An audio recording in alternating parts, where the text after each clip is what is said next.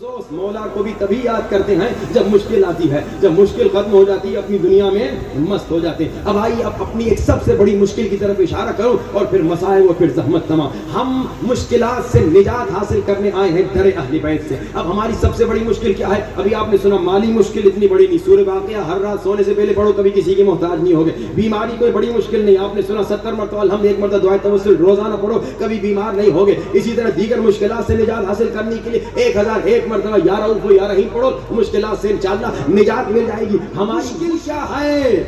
ہم شیعوں کی مشکل یہ ہے کہ ہم شیعہ اپنے زمانے کے امام سے غافل ہیں۔ بے شک بے شک، یہ ہماری بہت بڑی مشکل ہے۔ ہم شیعہ امام زمانہ ہیں۔ ابھی آپ سب نے اللہ جل کہا، کھڑے ہو کے مولا کا نام لیا، لیکن افسوس صد افسوس کہ ہم شیعہ ہوتے ہوئے اپنے امام سے دور ہیں، اپنے امام سے غافل ہیں۔ اب سنیے آپ شیعوں کی ذمہ داری کیا ہے، امام زمانہ کا انتظار کرنے والوں کی ذمہ داری کیا ہے، لیکن پہلے اپنا مقام بھی سن لو۔ وہ شخص جو امام زمانہ کا سچا انتظار کرتا ہے، حدیث میں مولا فرماتے ہیں اللہ اس شخص کو جو امام زمانہ کا سچا انتظار کر رہا ہے، اللہ اس شخص کو وہ مقام دیتا ہے جو جنگ بدر اور جنگ احد میں شہید ہونے والے رسول کے اصحاب کو دیا ہے۔ یعنی یہ مقام آپ کو مل رہا ہے، یہ مقام آپ کو ملے گا کب؟ جب آپ سچا انتظار کریں۔ یہ سچا انتظار کیا ہوتا ہے؟ جیسے میں نے کہا ایک مومن کام کا، ایک ہے نام کا، ایک ہے سچا منتظر، ایک ہے جھوٹا منتظر۔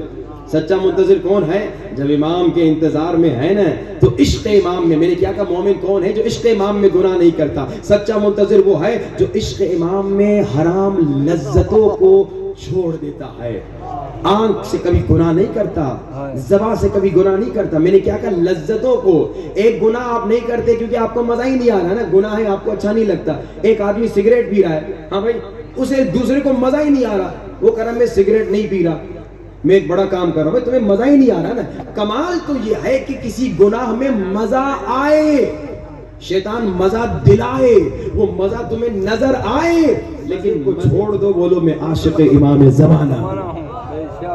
ایک چیز ہے حرام ہے، سمجھیے کوئی بھی حرام کھانا ہے آپ کو اچھا ہی نہیں لگتا، اب آپ کے میرے مولا آپ کی خاطر حرام چھوڑ دیا، آپ کو اچھا ہی نہیں لگتا، اس میں کون سا کمال کیا؟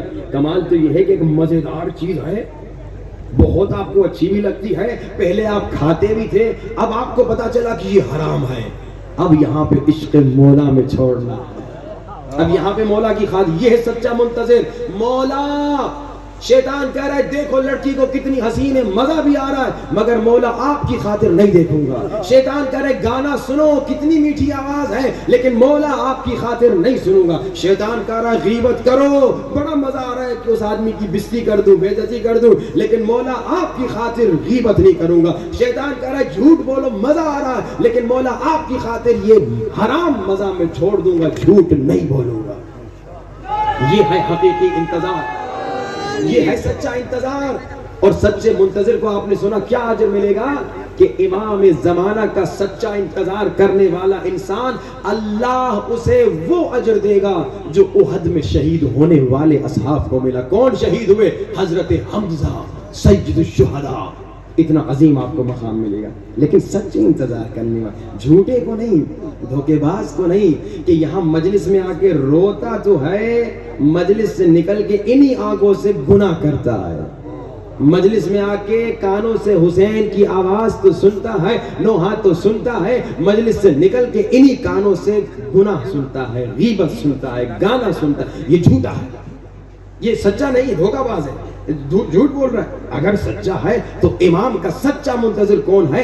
ویسی زندگی گزارتا ہے جیسی زندگی امام نے گزارنے کا کہا۔ اب سنی امام کا انتظار کرنے والوں کی ذمہ داریاں کیا ہیں، ایک یا دو کی طرف اشارہ کروں گا اور پھر مسائل۔ آپ سب امام کے انتظار کرنے والے ہیں، آپ کی ذمہ داری کیا ہے؟ کا ایک ذمہ داری امام زمانہ کو پیسہ دو۔ آپ کہیں گے مولانا کیا مطلب؟ امام زمانہ پہ خرچہ کرو۔ آپ کہیں گے مولانا کیا مطلب؟ بھائی یہ مجلس مولا حسین ہے نا، اس پہ آپ نے خرچہ کیا نا، یعنی آپ نے امام حسین کے لیے خرچہ کیا، 10,000 روپیہ, کسی نے 1 لاکھ روپیہ, کسی نے 5 لاکھ روپیہ, جو جتنی استطاعت ہے امام پہ خرچہ کر رہا ہے. ایسا ہی ہے نا, یہ جو مجلسیں آپ کرا رہے ہیں یہ کیا ہے؟ نظر نیاز جو آپ کھلاتے ہیں, جو مجلس کا انتظام ہو رہا ہے, یہ سب کیا ہے؟ یہ امام حسین پہ آپ خرچہ کر رہے ہیں, مولا کو پیسہ دینے سمجھیے. اب اسی طرح سے امام زمانہ کو بھی پیسہ دو, یہ ڈیوٹی ہے شیعوں کی, امام کا انتظار کر. اچھا مولانا امام کو کیسے پیسہ دیں؟ ہمیں تو پتہ نہیں مولا کا ہے. امام کو ایسے پیسہ دے کہ امام پہ خرچہ کریں, امام کے لیے پروگرام کریں. مثال کے طور پہ ابھی آپ نے اس پروگرام کے انتظام کے لیے بڑی محنتیں کی, پبلسٹی کی, ایڈورٹائزمنٹ کیا, یہ کیا وہ کیا, علماء کو بلایا, ذاکرین کو بلایا, نوح خان کو بلایا, تاکہ یہ پروگرام اتنا بھرپور انداز سے انتظام ہو اس کا کہ کم سے کم 2-3-4 ہزار مومن یہاں پہ موجود. اس کے لیے آپ نے محنت کی. کیا مطلب امام کے لیے خرچہ کرو؟ کوئی دعائے ندبہ کا کسی جمعے کے دن ایسا انتظام کرو کہ دعائے ندبہ پڑھنے کے لیے 10,000 شیعہ آ جائیں. کتنے مومن یہ کام کرتے ہیں؟ میں یہاں کے مومن جو قمر بنی ہاشم کے مومنین ہیں, یہاں کے جو انتظامیہ ہیں, یہاں کے جو کرتے ہیں, ان کو ریکویسٹ کرتا ہوں, امام حسین پہ آپ نے خرچہ کیا, مولا آپ کو اجر دیں گے, لیکن امام زمانہ کی دعائے ندبہ کا بھی انتظام ایسا کرو, صبح کو ہو, نماز فجر کے بعد ہو, 6-7 بجے ہو, مہینے میں 1 مرتبہ صحیح, 3 مہینے میں 1 مرتبہ صحیح, لیکن ایسا انتظام کرو, ایسا پڑھنے والا بلاؤ, ایسا ذاکر بلاؤ, ایسا نوح خان بلاؤ کہ دعا بھی ہو, مصائب بھی ہو, ماتم بھی ہو, آخر میں خوب نظر نیاز بھی ہو. کم سے کم اتنا مجمع جتنا آج بیٹھا ہوا ہے عشق مولا سجاد میں, اتنا مجمع امام حسین کے بیٹے غریب یوسف زہرا امام زمانہ کی دعائیں ندبہ پڑھنے کے لیے آ جائے. یہ کام امام پہ خرچہ کرنا. اچھا ہر مومن یہ کر سکتا ہے, مجھے نہیں معلوم آپ کہاں کہاں سے آئے, مختلف علاقوں سے آئے. ہر مومن اپنے محلے میں کوشش کرے کہ جمعے کے دن دعائے ندبہ کا بہترین انتظام کرے, امام پہ خرچہ کرے. حدیث ہے, آپ نے اگر امام کے لیے 1 روپیہ خرچ کیا, اللہ کہے گا لکھو اس نے امام کے لیے 2 ملین روپیہ خرچہ کیا. اتنا اللہ اجر دیتا ہے. امام کے لیے خرچہ کرو. اور دوسری مثال 15 شعبان انشاءاللہ جب آئے گا, ابھی 14 اگست آنے والا ہے نا, تو ماشاءاللہ لوگ کیسے 14 اگست کو منانے کے لیے باقاعدہ سجا رہے ہیں شہر کو. اب وہ الگ بات ہے, اگر محرم سفر نہ ہوتا تو ہم بھی سجاتے. ہم شیعہ وہ ہیں کہ محرم سفر میں ہمارا اپنا بیٹا بھی پیدا ہو جائے تو خوشی نہیں کرتے. ہم اگر خوشی کریں گے 14 اگست کی, محرم سفر کی بات کریں گے, خوشی ہوتی ہے, ہمارا ملک ہے, اس کی آزادی ہے, لیکن امام حسین کی شہادت کے دنوں میں کوئی خوشی نہیں ہے ہمارے لیے. لیکن دوسرے لوگ خوشی منا رہے ہیں, کیسے سجا رہے ہیں, پورا پاکستان سجا ہوا ہے. میں مختلف شہروں سے ہو کے آ رہا ہوں, پنجاب میں, کراچی میں, یہاں مختلف سندھ کے شہروں میں سج رہے ہیں شہر 14 اگست کے لیے. امام کو پیسہ دو, یہ تمہاری ذمہ داری ہے, امام پہ خرچہ کرو. کیا مطلب جب 15 شعبان آئے, اپنے شہر نواب شاہ کو ایسے سجا دو کہ جو دیکھے وہ پوچھے یہ خوشی کس بات کی ہے. اتنی مٹھائیاں دو, اتنی مٹھائیاں دو, آئس کریمیں کھلاؤ, ایک کو مولا کا نمک کھلاؤ. یہ جو کہتے ہیں نا کہ نظر نہ کھاؤ, کیونکہ جانتے ہیں اکثر لوگ نمک کھا کے سدھر جاتے ہیں, اسی لیے کہتے ہیں نظر نہ کھانا. لیکن آپ کیک کھلائیے, آئس کریم کھلائیے, کھانا کھلائیے 15 شعبان کو امام کے جشن میں, اور اپنے شہر کو ایسا سجا دیجئے کہ کوئی باہر سے گزرے تو وہ دیکھ کر کہے ایسا لگ رہا ہے کہ یہ نواب شاہ امام زمانہ کا شہر ہے. امام زمانہ کی تو پوری دنیا ہے, لیکن آپ سجائیے, امام پہ خرچہ کریں. شعبان کو مومنین, نواب شاہ کے مومنین, قمر بنی ہاشم کے انتظامیہ کوشش کریں کہ اس نواب شاہ کو ایسا سجا دیں کہ پورا نواب شاہ ایسا لگے کہ امام زمانہ کا شیعوں کا شہر ہے, مولا کے عاشقوں کا شہر. امام کی ولادت پہ, امام پہ خرچہ کریں. اور دوسرا, امام کو پیسہ دے. کیا مطلب؟ امام حدیث میں فرماتے ہیں, دیکھو اگر ہمیں پیسہ دینا چاہتے ہو, اگر ہمیں مدد کرنا چاہتے ہو, تو دیکھو ہمارے شیعہ جو غریب ہیں نا, ان کی مدد کرو, یہ پیسہ ہمیں مل جائے گا. اب دیکھیں جتنے غریب امیر لوگ حج پہ جا رہے ہو 50 مرتبہ, ٹھیک ہے چلے جاؤ, کوئی مسئلہ نہیں, کسی نے منع نہیں کیا. لیکن اب اگر تمہارے پاس پیسہ ہے, حج پہ اتنا جا رہے ہو, یا کسی بھی جگہ پہ تم 50 مرتبہ جا رہے ہو, ساتھ میں غریبوں کی بھی مدد کرو, یتیموں کی مدد کرو. یہ امام فرما رہے ہیں, اے ہمارے شیعوں, اگر چاہتے ہو ہمیں خوش کرو تو ہمارے غریب شیعوں کی مدد کرو.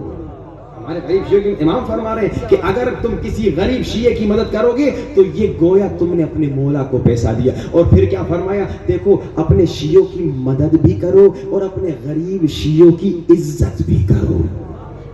آج اکثر ہم دیکھتے ہیں مومنین جو تھوڑا ان کا اسٹیٹس بڑھ جاتا ہے نا, کوئی بڑے اسٹیٹس والے ہو جاتے ہیں, وہ غریب بیچاروں کی عزت نہیں کرتے.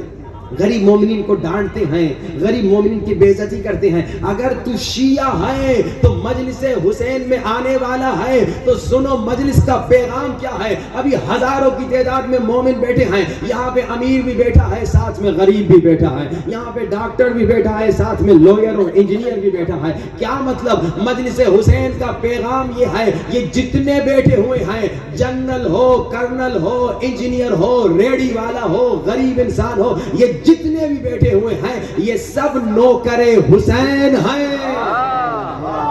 نوکر حسین بیٹھے ہوئے ہیں. مجلس سے نکل کے نوکر حسین یاد رکھو، تو نوکر ہے، نوکر کبھی غرور نہیں کرتا. کبھی کسی مومن شیعہ کی بے عزتی نہ کرنا. کسی بھی انسان کی بے عزتی کرنے کی اجازت نہیں، لیکن جب کوئی شیعہ کی بے عزتی کرتا ہے نا، غرور کی وجہ سے، پیسے کی وجہ سے، تکبر کی وجہ سے، گھمنڈ کی وجہ سے، اسٹیٹس کی وجہ سے، امام کو بڑا دکھ ہوتا ہے. اے ہمارے شیعوں، ایک دوسرے کی عزت کرو، ایک دوسرے کے ساتھ پیار کرو. اور سنیے حدیث، اگر کسی مومن نے کسی مومن کی بے عزتی کی، حدیث بتاتی ہے مومن کی عزت کعبے کے برابر ہے. تم نے مومن کی بے عزتی کی یعنی تم نے کعبے کو توڑ دیا.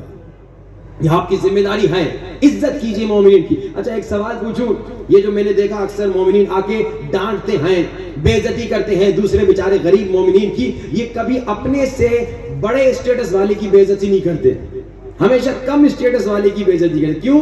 کیونکہ وہ غرور دکھا رہے ہیں کہ تو مجھ سے کم ہے، اور بڑے کے سامنے یہ ہاتھ جوڑ کے بڑے ادب سے بیٹھتے ہیں.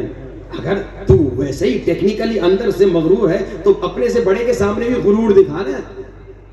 یہ عزیزان محترم بہت خیال رکھیے، یہ غرور کی وجہ سے شیطان بنا، یہ غرور کی وجہ سے شیطان ملعون اور کافر بنا. علی کا شیعہ، امام زمانہ کا منتظر کبھی غرور نہیں کرتا. غرور سے خود کو بچائیے، مومنین کی عزت کیجیے، مومنین کی مدد کیجیے. یہ امام زمانہ کا انتظار کرنے والوں کی ڈیوٹی ہے، یہ آپ کی ذمہ داری ہے کہ مومنین کی مدد کیجیے. امام کو مدد کرے کیا مطلب؟ یعنی امام کے لیے خرچہ کرو، دعائیں نجبہ کرو، 15 شعبان کا بہترین انشاءاللہ انتظام کرو، اور غریب مومنوں کی مدد کرو. انشاءاللہ اگر آپ غریب مومنین کی مدد کریں گے، امام آپ کو دعا دیں گے، امام آپ کو. آخری ذمہ داریاں تو بہت زیادہ ہیں، آخری ذمہ داری جو آج میں بیان کرنا چاہتا ہوں وہ کیا ہے، یہ غور سے سنیے. ایک شخص آیا امام کے پاس، اس نے کہا مولا آپ کی حکومت کب ہوگی، مولا آپ کا ظہور کب ہوگا. مولا نے کہا تم پوچھ رہے ہو کہ ہمارا ظہور کب ہوگا، ہماری حکومت کب ہوگی؟ پہلے ایک سوال کا جواب دو. کیا ایسا ہوا ہے تمہاری زندگی میں کہ صبح سویرے تم اٹھے اور تم نے دیکھا ابھی تک ہماری حکومت نہیں ہوئی، ابھی تک ہمارا ظہور نہیں ہوا، تو کیا تم نے رونا شروع کر دیا کہ ایک دن اور گزر گیا ابھی تک مولا کا ظہور نہیں ہوا؟ نہیں مولا، میں نے تو کبھی گریہ نہیں کیا آپ کی غربت پہ. مولا نے کہا دیکھو پھر کہہ رہے ہو کہ الاجل آجا. ہم یہی تو کہہ رہے ہیں نا، مولا آ جائیے، مولا آ جائیے. کتنے مومن ہیں جو یہاں بیٹھے ہیں جو امام کی غربت پہ روتے ہیں؟ کتنے شیعہ ہیں جو ہر روز امام کی غربت پہ روتے ہیں؟ اور خدا کی قسم جو صبح شام امام کی غربت پہ روئے 1 سال تک، وہ امام کی زیارت تک کر سکتا ہے. لیکن ہمارے مومن امام کو بھلا چکے ہیں. خدا را امام کی غربت پہ رویا کرو، تڑپ تڑپ کے رویا کرو، چیخ چیخ کے رویا کرو. امام زمانہ بڑے مظلوم ہیں، بڑے غریب ہیں. سنو گے امام کی مظلومیت؟ یہ بانی مجلس امام زمانہ ہے نا. اب اس مجمع میں ہزاروں کی تعداد میں کسی کونے میں یوسف زہرا غریبوں کی طرح اکیلا بیٹھا رو رہا ہے نا. یہ امام کی غربت ہے نا، یہ مولا کی غربت. اور اسی طرح غریب مظلوم سر جھکائے نکل جاتا ہے مولا. نہ کوئی پرسہ دینے والا ہے، نہ کوئی